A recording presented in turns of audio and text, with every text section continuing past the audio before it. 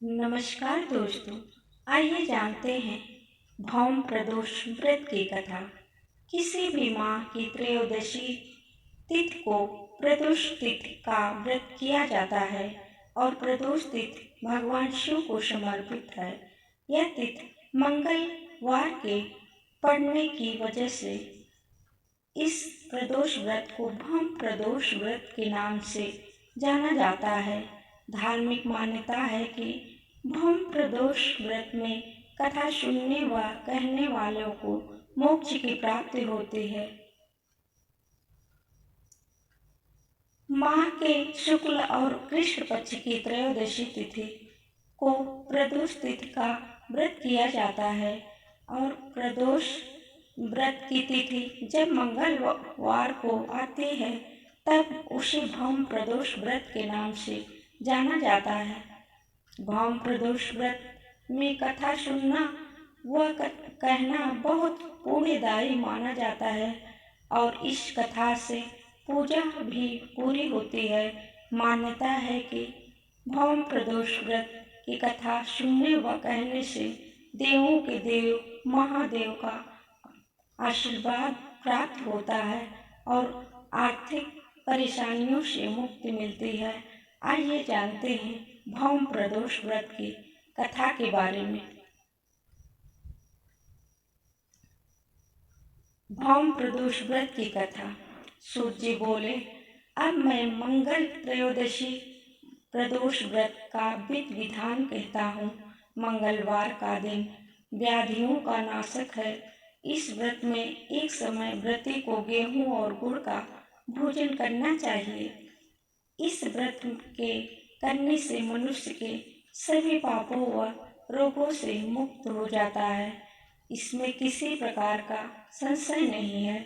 अब मैं आपको उस बुढ़िया की कथा सुनाता हूँ जिसने यह व्रत किया व मोक्ष को प्राप्त हुई। अत्यंत प्राचीन काल की घटना है। एक नगर में एक बुढ़िया रहती थी।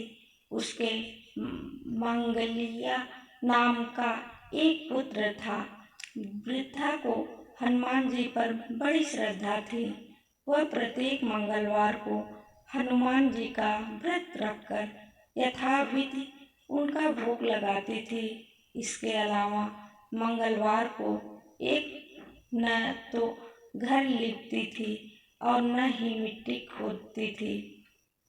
इसी प्रकार से व्रत रखते हुए जब उसे काफी दिन बीत गए तो हनुमान जी ने सोचा कि चलो आज इस वृद्धा की श्रद्धा की परीक्षा करें। वे साधु का वेश बनाकर उसके द्वार पर जा पहुँचे और पुकारा, है कोई हनुमान का भक्त जो हमारी इच्छा पूरी करे?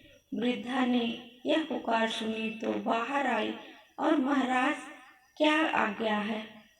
साधु वेशधारी हनुमान जी बोले कि मैं बहुत भूखा हूँ, भोजन करूँगा, तू थोड़ी सी जमीन लिप दे। वृद्धा बड़ी दुविधा में पड़ गई। अंत में हाथ जोड़कर प्रार्थना की, हे महाराज, लिपने और मिट्टी खोदने के अतिरिक्त जो काम आप कहें वह मैं करने को तैयार हूँ। साधु ने 3 बार परीक्षा करने के बाद कहा, तो अपने बेटे को बुला, मैं उसे औधा लिटाकर उसकी पीठ पर आग जलाकर भोजन बनाऊंगा।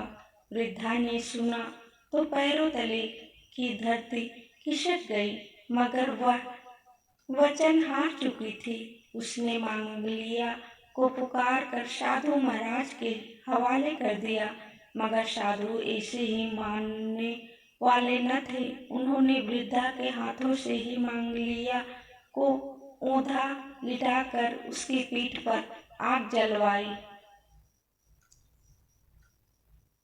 आग जलाकर दुखी मन से वृद्धा अपने घर के अंदर जा घुसी।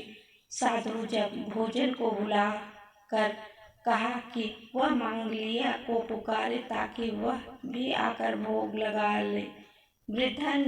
वृद्धा में आंसू भरकर कहने लगी कि अब उसका नाम लेकर मेरे हृदय को और न दुखाओ। लेकिन साधु महाराज न माने। वृद्धा को भोजन के लिए मांगलिया को पुकारना पड़ा। पुकारने की देर थी कि मांगलिया बाहर से हंसता हुआ घर में दौड़ा आया।